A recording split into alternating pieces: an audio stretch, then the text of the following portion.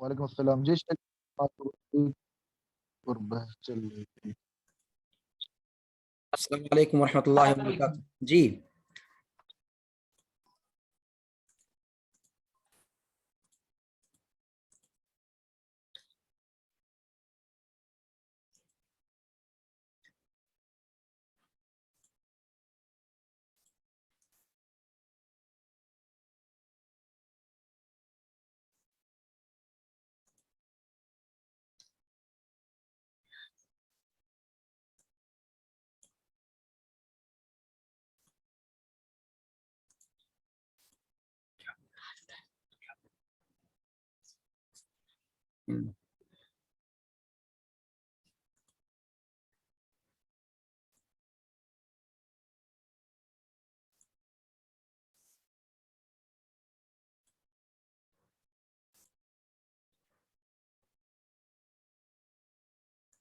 अस्सलाम वालेकुम रहमतुल्लाहि व बरकातुहू। जी तो गुफ्तगू ये चल रही थी कि मातुरिदिया कौन है।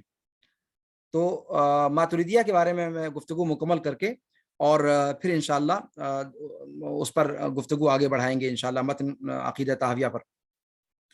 तो मातुरिदिया के बारे में मैंने बताया आप लोगों से कि ये अबू मंसूर मातुरिदी की तरफ अपने निस्बत करते हैं और इमाम अबू मंसूर मातुरिदी जो हैं वो उनका अकीदा अशायरा के अकीदे से बहुत ज़्यादा मिलता जुलता है। सिवाय चंद जुज़वी मसाइल के वो अक्सर व बेशतर चीज़ों में वो अशायरा ही के अकीदे पर हैं। अक्ल और नक्ल के तारुज़ के ये लोग कायल हैं और 7 सिफतों को ये लोग भी साबित करते हैं और उसमें एक 8वीं सिफत ये बढ़ाते हैं। मातुरिदिया के बारे में इस चीज़ को नोट किया जाए कि अशायरा जिन 7 सिफात को मानते हैं ये उन 7 सिफात को मानते हैं और 8वीं सिफत एक इजाफी बढ़ाते हैं जो अशायरा के यहाँ नहीं है और वो है सिफतुत तकवीन। सिफतुत तकवीन ये बढ़ाते हैं। कव्वना युकव्विनु तकवीन, सिफतुत तकवीन ये सिफात के अंदर इसका इजाफा करते हैं। इसी तरीके से जो सिफात खबरिया हैं या अल्लाह रब्बुल आलमीन की उलू की जो सिफतें हैं वो ये लोग उन तमाम सिफात का इनकार करते हैं। सिफात खबरिया अल्लाह रब्बुल आलमीन के हाथ, अल्लाह रब्बुल आलमीन के लिए चेहरा, अल्लाह रब्बुल आलमीन के लिए असाबिअ वगैरह वगैरह जितनी चीज़ें इस तरह की जो हैं अल्लाह रब्बुल आलमीन की ज़ात के ताल्लुक़ से जो सिफात साबित हैं उन तमाम सिफात का ये लोग इनकार करते हैं। सिफत उलू का भी इनकार करते हैं और तकदीर के बाब में ये लोग जबर के कायल हैं, यानी जबरिया हैं। तकदीर के बाब में ये लोग जबरिया हैं, इस चीज़ को जहन में रखा जाए। अच्छा, और ईमान में इर्जा के कायल हैं। जैसा कि इससे पहले आप लोगों को बताया इर्जा का मामला कि इर्जा जो है वो सलफ के अकीदे की तर्जुमानी कभी नहीं कर सकता।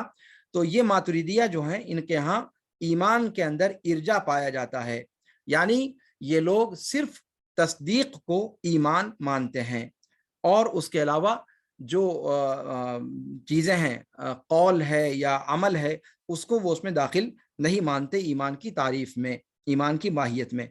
तो ये बुनियादी तौर पर ये अहम फ़िरक़े हैं जिनका जानना हमारे लिए ज़रूरी था, इसलिए कि इनका तज़किरा बार बार इंशाअल्लाह आप देखेंगे कि गुफ्तगू में आ रहा है। तो इसके बारे में गुफ्तगू हमने मुकम्मल कर ली और अब जो है वो बराह रास्त हम इमाम तहावी रहमहुल्लाह की जो इबारत है उस इबारत पर गुफ्तगू को आगे बढ़ाएंगे। इमाम तहावी रहमहुल्लाह ने किताब शुरू करते हुए कहा कि नक़ूलु फ़ी तौहीदिल्लाहि मुअतक़िदीना बितौफ़ीक़िल्लाह। ये जुमला जो उन्होंने कहा कि नक़ूलु, नक़ूलो का मतलब ये यहाँ पर इनकी गुफ्तगू से ही वाज़े हो रहा है कि यहाँ पर ये मुराद ले रहे हैं, इस चीज़ को बतला रहे हैं कि ईमान सिर्फ तस्दीक का नाम नहीं है। ठीक है, ईमान सिर्फ तस्दीक का नाम नहीं है, इसलिए कि उन्होंने कौल का जिक्र किया। कहते हैं कि इसका मतलब दिल का अकीदा ये काफ़ी नहीं है। गोया इमाम तहावी रहमहुल्लाह ने अपने मतन को शुरू करते हुए जो पहला लफ्ज़ इस्तेमाल किया वो है नक़ूलो, اور نقولو کہا جاتا ہے قول کو، یہ قول سے مشتق ہے، اور قول کہا جاتا ہے ان الفاظ کو یا ان کلمات کو جو زبان کے ذریعے سے ہم اور آپ ادا کرتے ہیں۔ اس کا مطلب یہ ہوا کہ ایمان میں صرف تصدیق معتبر نہیں ہے، اور یہ چیز امام طحاوی کی قابل تعریف ہے کہ انہوں نے یہاں پر سلف کے عقیدے کی ترجمانی کی ہے کہ ایمان صرف تصدیق کا نام نہیں ہے بلکہ قول کی بھی اس میں ضرورت ہے، اور قول کے بغیر وہ اعتقاد معتبر نہیں ہے۔ تو نقول فی توحید اللہ کے اندر یہ چیز واضح ہے کہ قول کس کا، اچھا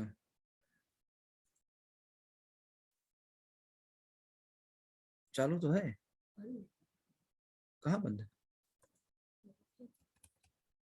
چل تو رہا ہے میرا، اچھا جی۔ تو نقولو کہہ کر کے امام طحاوی رحمہ اللہ گویا یہ اشارہ دینا چاہتے ہیں کہ عقیدے کا مسئلہ کافی نہیں ہے، عقیدے کے اندر صرف ماننا، دل کے عقیدے یا دل کے اندر اللہ رب العالمین کی وحدانیت کا اعتقاد رکھنا یہ کافی نہیں ہے، بلکہ ضروری ہے اعتقاد قلب کے ساتھ ساتھ زبان کے ذریعے سے اس کا اظہار۔ اسی لیے نقولو ہی کے اندر دلالت ملتی ہے کہ ایمان صرف دل کے عقیدے کو نہیں کہا جاتا بلکہ زبان سے اس کے اظہار کو کہا جاتا ہے، اور زبان سے جب کہنے کی بات ہے تو زبان سے جو سب سے بڑی بات کہی جائے گی ایمان کو کہ اس بات کے لیے وہ لا الہ الا اللہ اور محمد الرسول اللہ کی شہادت ہے، یعنی اشہد ان لا الہ الا اللہ و اشہد ان محمد الرسول اللہ۔ تو یہ چیز جو ہے نقولو ہی سے امام طحاوی نے اس کا پیغام دیا کہ عقیدہ پڑھنے والوں کے لیے یہ چیز ذہن میں رہے کہ اسلام یا ایمان کا عقیدہ دل کے اندر صرف رکھا جائے یہ کافی نہیں ہے، اس کو زبان سے اظہار کرنا بھی اس کا ضروری ہے۔ جی، اس کے بعد امام طحاوی رحمہ اللہ نے فرمایا کہ فی توحید اللہ، نقولو فی توحید اللہ، توحید کسے کہتے ہیں؟ ابھی معتزلہ کے بارے میں بتاتے ہوئے میں نے ذکر کیا تھا آپ سے کہ توحید ان کے ہاں بھی ایک لفظ استعمال ہے جو ان کے اصول خمسہ میں سے ہے، اصول خمسہ میں سے مانا جاتا ہے ان کے ہاں، وہ بھی توحید کا لفظ کہتے ہیں۔ تو جب ہم توحید کہتے ہیں تو اس سے کیا مراد ہے؟ توحید سے مراد یہ وحد یوحد، توحید مصدر ہے، اس کا معنی ہے اللہ رب العالمین کو ایک جاننا، اللہ رب العالمین کو ایک جاننا، اللہ رب العالمین کو ایک جاننا اس کی ربوبیت میں، اللہ رب العالمین کو ایک جاننا اس کی الوہیت میں، اللہ رب العالمین کو ایک جاننا اس کے اسماء و صفات میں۔ تو توحید اللہ جب کہا امام طحاوی رحمہ اللہ نے کہ نقول فی توحید اللہ، تو اس کے اندر یہ تینوں چیزیں داخل ہو گئیں، یعنی اقرار باللسان، تصدیق بالجنان، عمل بالارکان، یہ تینوں چیزیں شامل ہو گئیں۔ اسی طریقے سے یزید بالطاعہ وینقص بالمعصیہ، یعنی یزید بطاعت الرحمن وینقص بطاعت الشیطان، یہ چیز بھی جو ہے اس سے پہلے بتائی جا چکی ہے۔ یہ ایسا لگتا ہے کہ متن سامنے نہ ہونے کی وجہ سے کچھ لوگ الجھن کا شکار ہیں، میں متن آپ کے سامنے پیش کر دیتا ہوں تاکہ یہ معلوم رہے کہ پڑھ کہاں پر رہے ہیں۔ جی، یہ ہے عبارت جس کی شرح کی جا رہی ہے کہ امام طحاوی رحمہ اللہ نے شروع کیا، کہا کہ نقول فی توحید اللہ معتقدین بتوفیق اللہ۔ تو نقول فی توحید اللہ امام طحاوی نے کہا، تو نقولو ہی کی تشریح کر رہا تھا میں کہ گویا عقیدے کے اندر اللہ رب العالمین کی وحدانیت کے باب میں یا اللہ کے رسول کی رسالت کے اقرار کے باب میں صلی اللہ علیہ وسلم صرف دل کا اعتقاد کافی نہیں ہے، اسی لیے قول باللسان ضروری ہے۔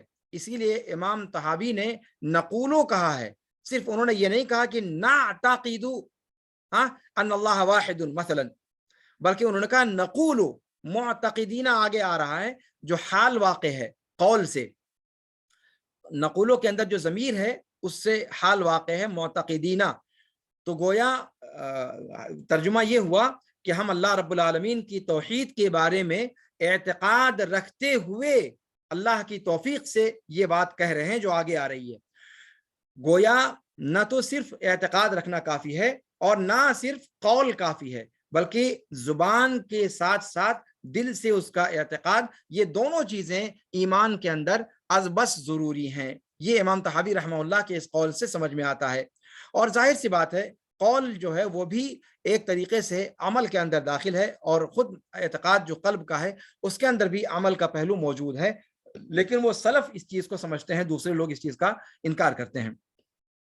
تو نقول فی توحید اللہ معتقدین بتوفیق اللہ، اللہ کی توحید کے بارے میں اعتقاد رکھتے ہوئے ہم یہ بات کہہ رہے ہیں، گویا ہم زبان سے بھی کہہ رہے ہیں اور دل سے بھی اس کا اعتقاد رکھ رہے ہیں۔ اور توحید اللہ سے میں نے بتایا آپ سے کہ توحید کا لفظ یہ وحدہ یوحد توحید سے مشتق ہے، اور اس کا معنی ہے اللہ رب العالمین کو ایک جاننا، کسی چیز کو ایک جاننا۔ اگر لغوی اعتبار سے دیکھا جائے تو وحدہ یوحد توحید کا مصدر ہے یہ توحید کا لفظ، اور اس کا معنی ہوتا ہے جعل الشیء واحدا، جعل الشیء واحدا، کسی چیز کو ایک گرداننا۔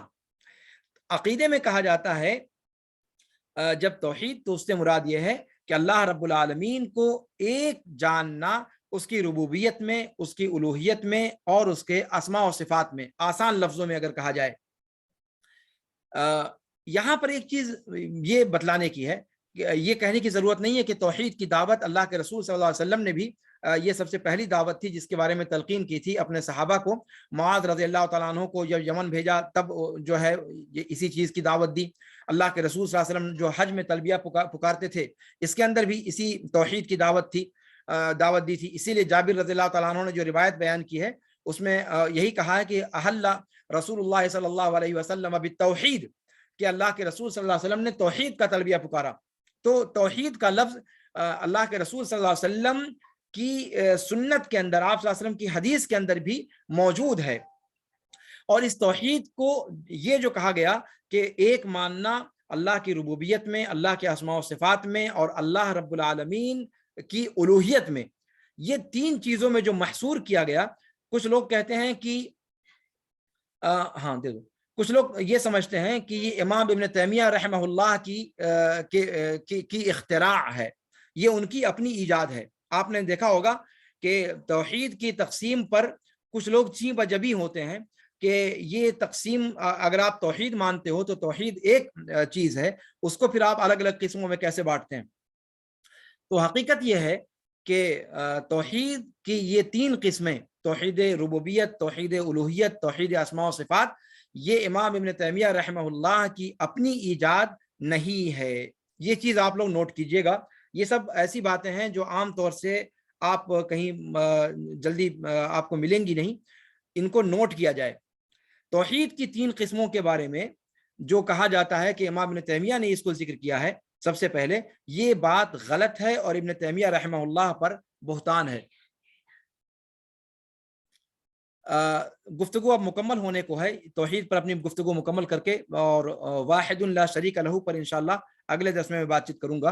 اور چونکہ آج وقت مکمل ہو چکا ہے اس لیے اس سے پہلے کہ درس کو میں مکمل کروں، اب آپ لوگوں کے سامنے زوم پر بھی اور ٹیلی گرام پر بھی جو گروپ ہے جہاں سے آپ لوگ سن رہے ہیں، دونوں جگہوں پر حاضری کا لنک بھیجا جا رہا ہے اور 5 منٹ کا اس میں وقت دیا جا رہا ہے۔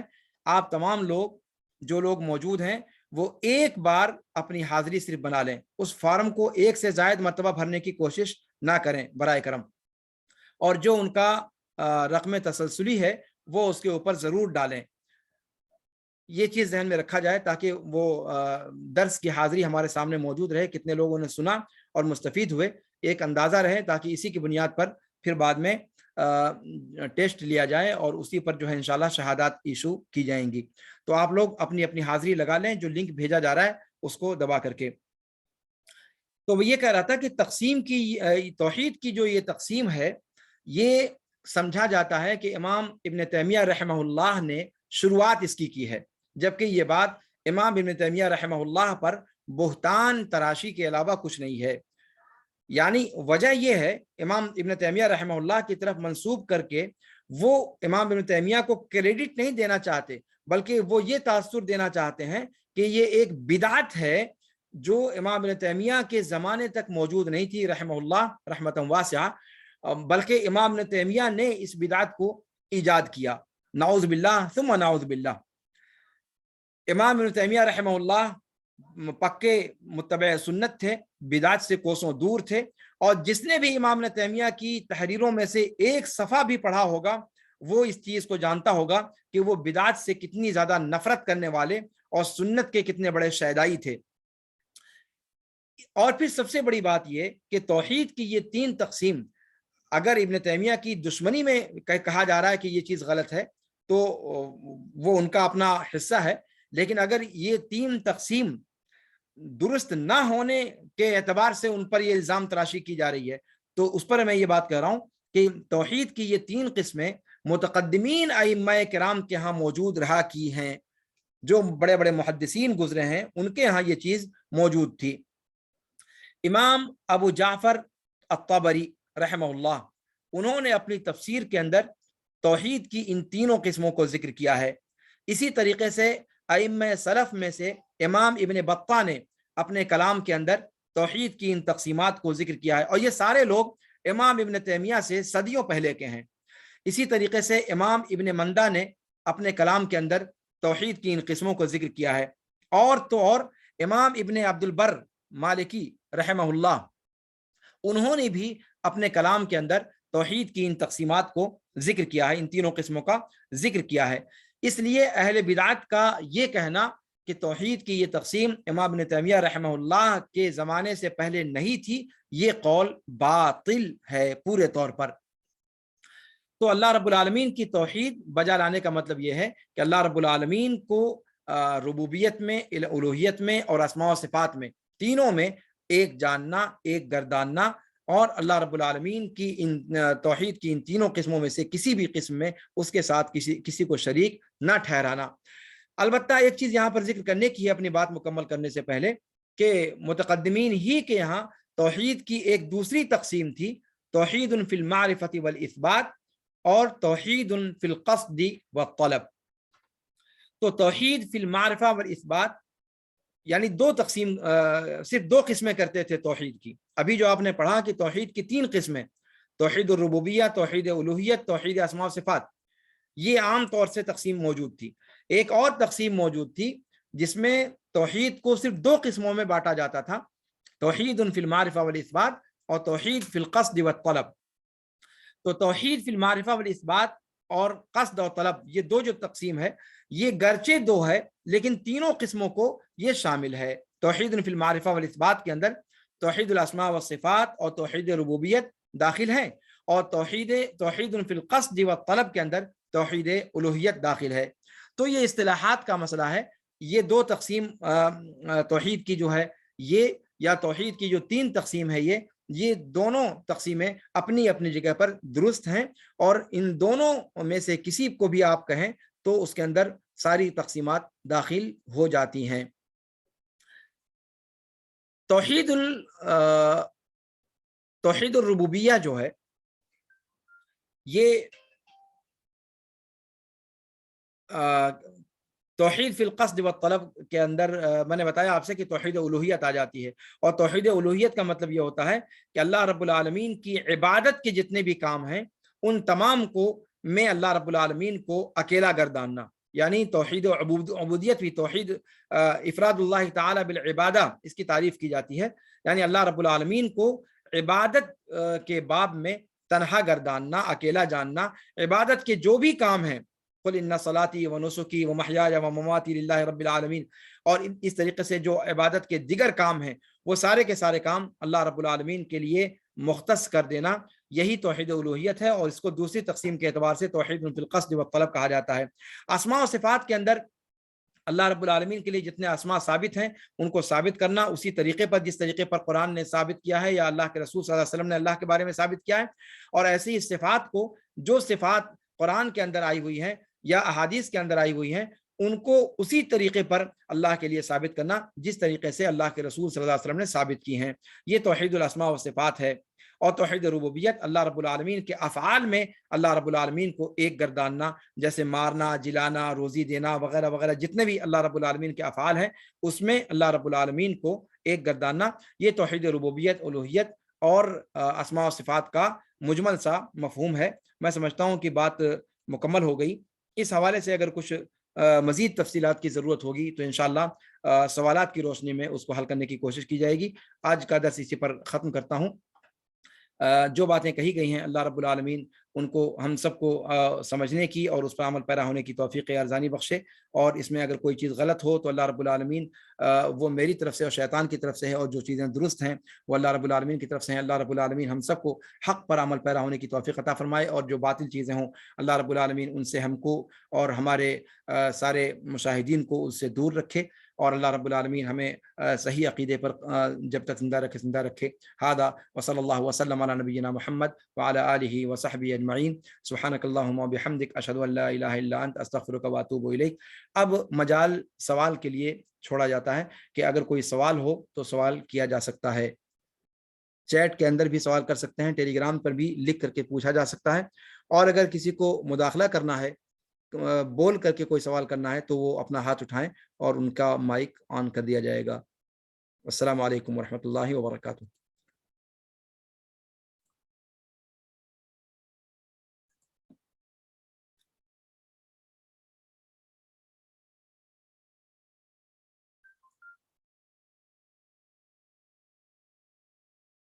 جی, ایک سوال یہ پوچھا ہے کسی نے کہ اللہ کے رسول صلی اللہ علیہ وسلم نے یہ جو 73 فرقوں والی بات فرمائی ہے, کیا یہ حصر کے لیے ہے؟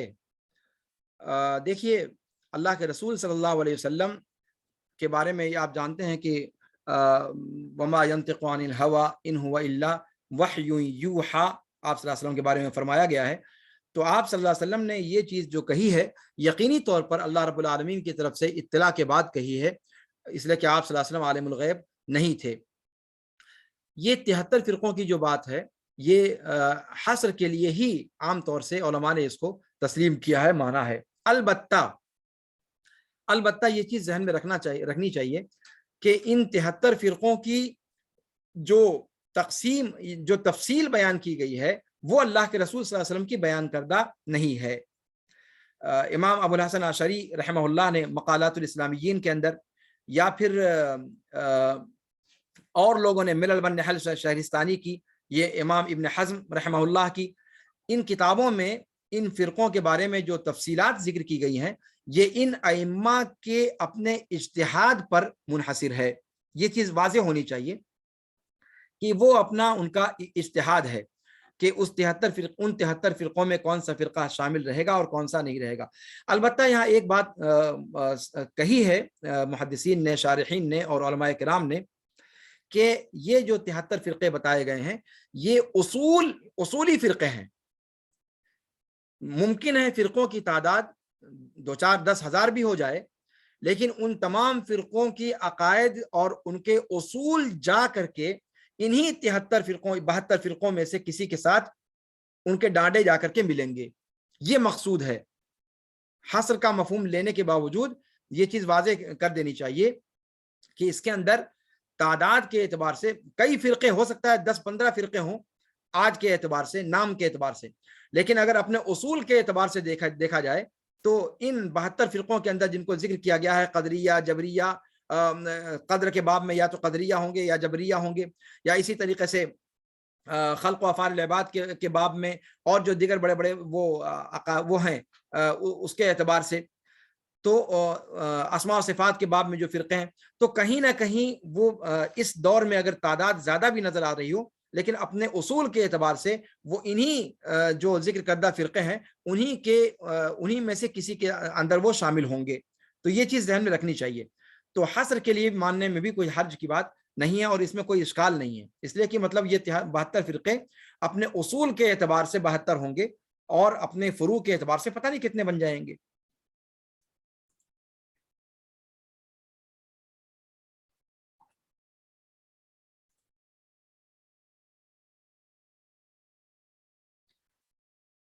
جی, کوئی اس میں اختلاف نہیں ہے. جیسا کہ میں نے کہا کہ حصر ماننے کی صورت میں بھی کوئی حرج کی بات نہیں ہے, اس لیے کہ ان کے اصول جو ہیں, اصول الفرق, وہ 72 سے اوپر نہیں جائیں گے.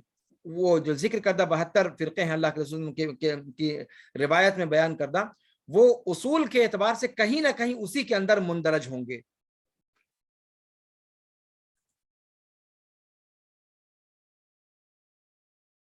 کوئی سوال ہے اس پہ ٹیلی گرام پہ؟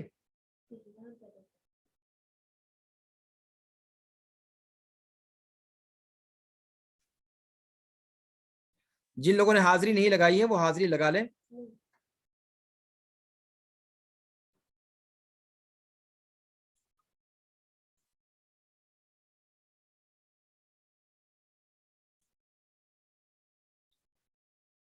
جی یہ سوال آپ نے صحیح کیا. توحید الحاکمیہ، اس پر میں ذرا سا تفصیل سے گفتگو کروں گا.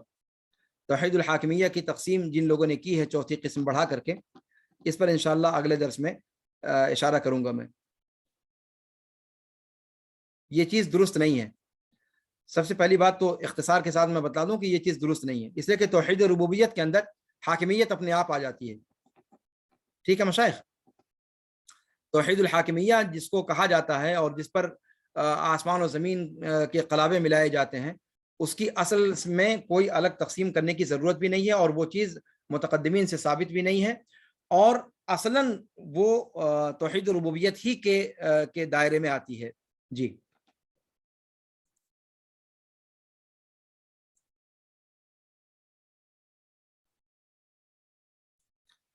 اہل حدیث اور سلفی کے درمیان کوئی فرق ہے؟ کوئی فرق نہیں ہے، دونوں بالکل ایک چیز ہیں.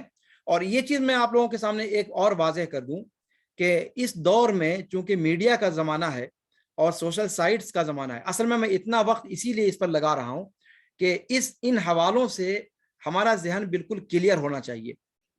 اس وقت جو ایک اتجاہ چلا ہوا ہے کہ اہل حدیثوں کے درمیان اختلافات کو ظاہر کرنے کی کوشش کی جا رہی ہے، اور جامی ہے، یہ مدخلی ہے، یہ جامی ہے، یہ فلان ہے، یہ علان ہے، یہ ساری تقسیمات کرنے کی کوشش کی جا رہی ہے. اور سلفیوں کے اندر بھی الگ الگ تقسیمات ظاہر کرنے کی کوشش کی جا رہی ہے کہ یہ سلفی جہادی ہے، یہ سلفی غیر جہادی ہے. یہ ساری تقسیمات اگر آپ لوگ کیا نام ہے سوشل سائٹ سے جڑے ہوئے ہیں تو یہ ساری چیزیں آپ کے سامنے بھی آتی ہوں گی. کوئی سلفیت جہادی اور کوئی سلفیت غیر جہادی نہیں ہے. سلف جو ہے وہ ایک ہے اور ان کا مسلک ایک ہے، ان کے اندر کوئی اس طرح کی تقسیمات بالکل بھی نہیں ہے. یہ جتنی تقسیمات کی جا رہی ہیں یہ سب دشمنان اسلام کی طرف سے کی جا رہی ہیں اور باطل فرقوں کی طرف سے کی جا رہی ہیں، اور سلف پر اتہام سے بڑھ کر کچھ بھی نہیں ہے. جی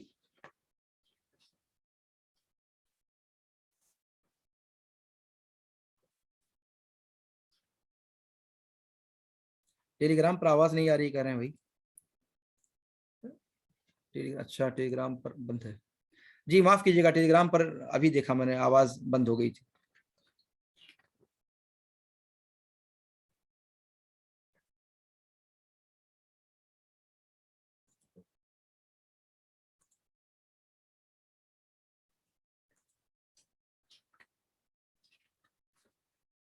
جو لوگ توحید کی تقسیم کو تثلیث کے عقیدے سے جوڑتے ہیں ان کے ذہن میں خناس ہے، وہ چیز وہ خود نہیں سمجھتے. اسی لیے میں نے اس چیز کو مزید اجاگر کر کے بیان کیا ہے کہ یہ ابن تیمیہ رحمہ اللہ کا معاملہ نہیں ہے کہ ابن تیمیہ رحمہ اللہ کے بعد سے وہ چیز آئی ہے کہ اس کو آپ اس طریقے سے دیکھیں. توحید کی جو تقسیم ہے یہ استقرائی تقسیم ہے، اور اس کا ذکر قرآن اور سنت کے اندر موجود ہے. متقدمین علماء ہی نے ان تمام چیزوں کو سمجھا ہے اور ذکر کیا ہے. جی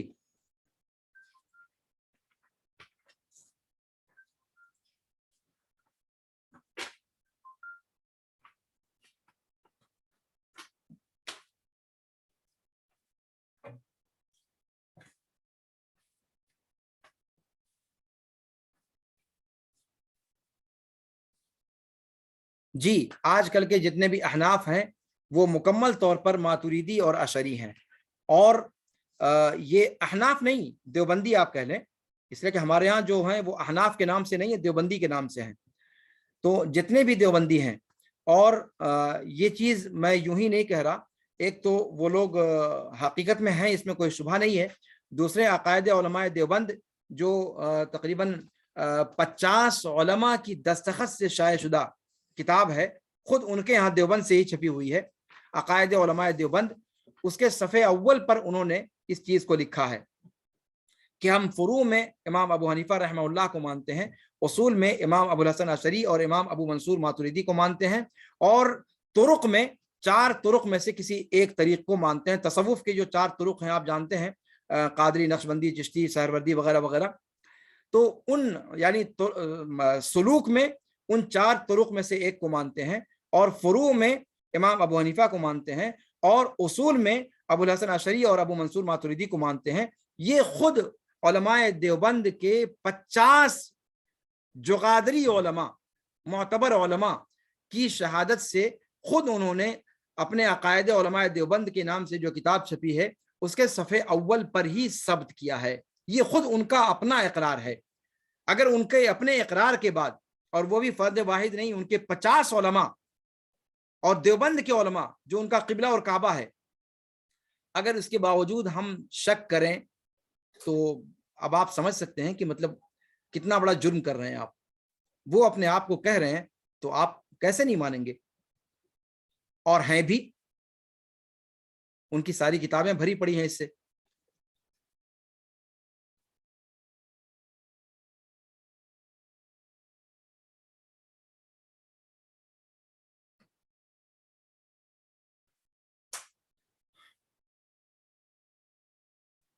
عشائرہ کے تعلق سے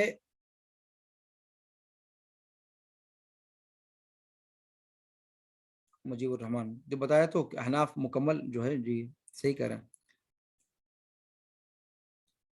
قدیم اور جدید عشائرہ کے اندر, قدیم اور جدید عشائرہ کے اندر ظاہر سی بات ہے متاخرین کے اندر مزید گمراہیاں آ گئی ہیں. متاخرین کے اندر مزید گمراہیاں آ گئی ہیں. ان کے جو پرانے جو تھے عشائرہ, امام ابن تیمیہ رحمہ اللہ نے ان کی توقیر بھی کی ہے, ان کا ذکر بھی کیا ہے. جیسے امام باقلانی وغیرہ کا معاملہ ہے جو رؤوس العشائرہ میں سے کہے جا سکتے ہیں. امام باقلانی وغیرہ کا جو ہے وہ امام ابن تیمیہ رحمہ اللہ نے بعض جگہوں پر ذکر بھی کیا ہے. تو یہ چیز ہے کہ عشائرہ کے اندر بھی جو ہے وہ فرق آتا چلا گیا ہے, اور جن لوگوں نے علم کلام سے جتنا زیادہ شغف بڑھایا ان کے یہاں اتنی زیادہ گمراہیاں آتی چلی گئیں. یہ چیز واضح ہونی چاہیے. کمپیوٹر تم چلائے ہو کیا؟ کیوں؟ اچھا,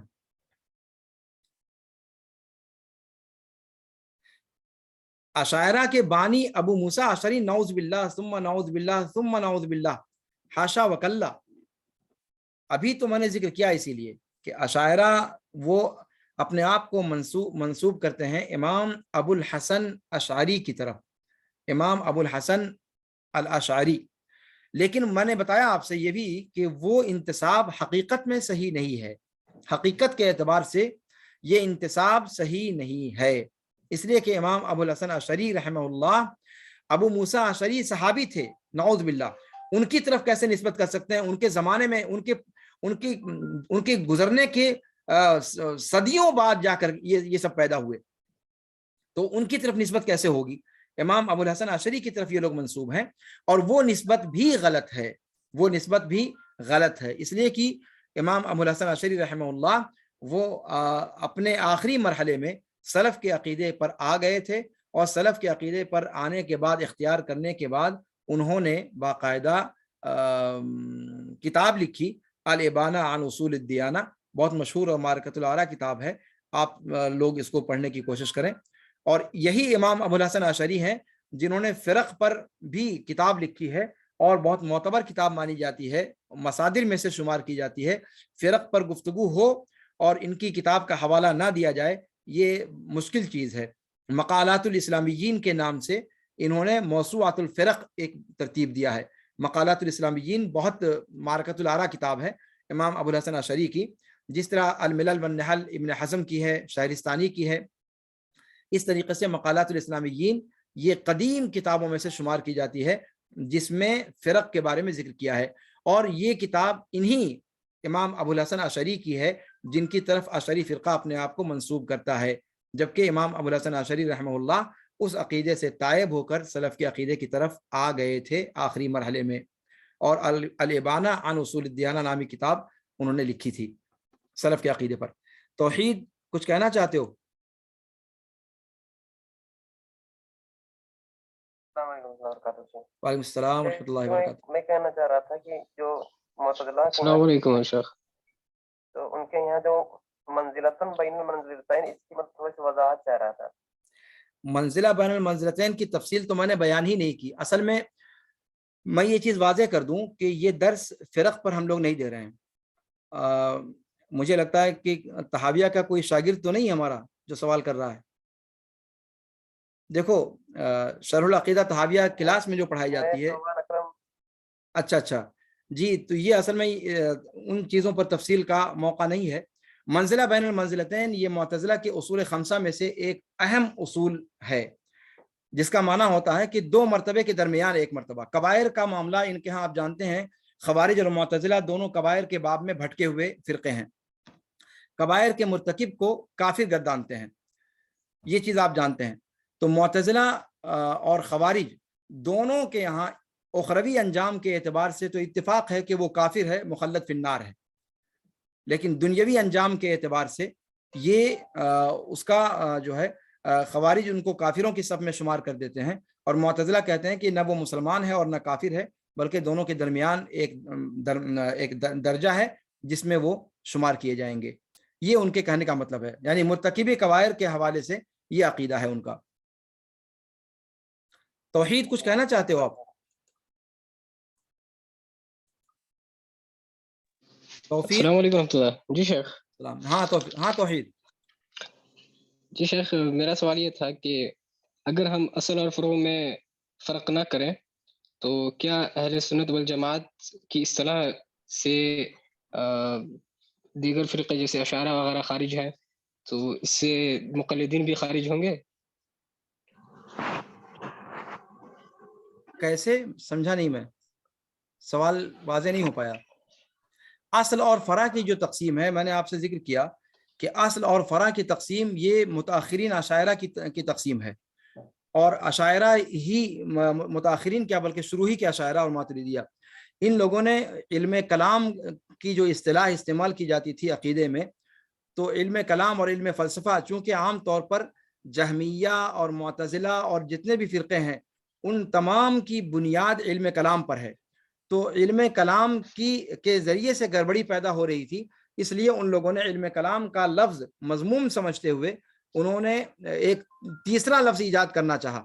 متقدمین جو اصطلاح استعمال کر رہے تھے, توحید ہے, سنت ہے, شریعت ہے, جن میں سے کچھ عقیدہ کا خود عقیدے کا لفظ ہے, کچھ خاص ہے, کچھ عام اصطلاحات, تو ان لوگوں نے دونوں کے مابین کی ایک چیز نکالی کہ جس میں شریعت کی جو اصطلاحات متقدمین کے یہاں جو اصطلاحات تھیں وہ, اور علم کلام کے ماننے والوں کے یہاں جو اصطلاحات تھیں, ان دونوں کے درمیان کا ایک عقیدہ ایجاد کریں, ایک لفظ ایجاد کریں.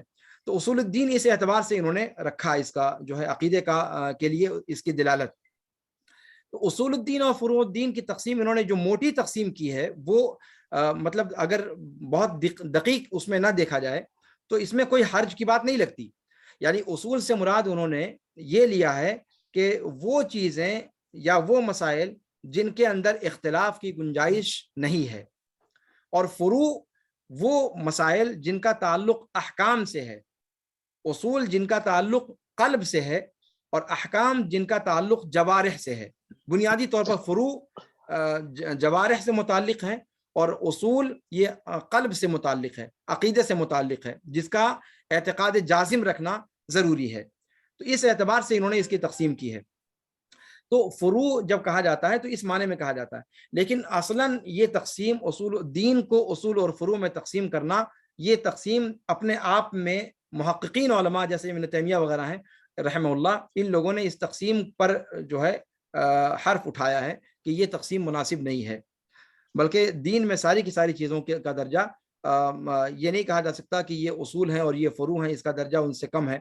بسا اوقات ایسا ہو سکتا ہے کہ فروع والی چیزیں جو ہے وہ اصول کی اہمیت اختیار کر جائیں, اس طرح کی چیزیں جو ہے وہ ہے, لیکن عام طور سے جو جمہور کے یہاں چل رہا ہے, اور خود ابن تیمیہ رحمہ اللہ نے بھی اس کو استعمال کرنے سے منع نہیں کیا ہے, تو وہ اصول اور فروع کی اصطلاح استعمال کی جاتی ہے. تو اسی لیے تقلید کا جو مسئلہ آتا ہے, یہ ایک چیز بتلانا میرے خیال سے ضروری ہے کہ تقلید کا جو مسئلہ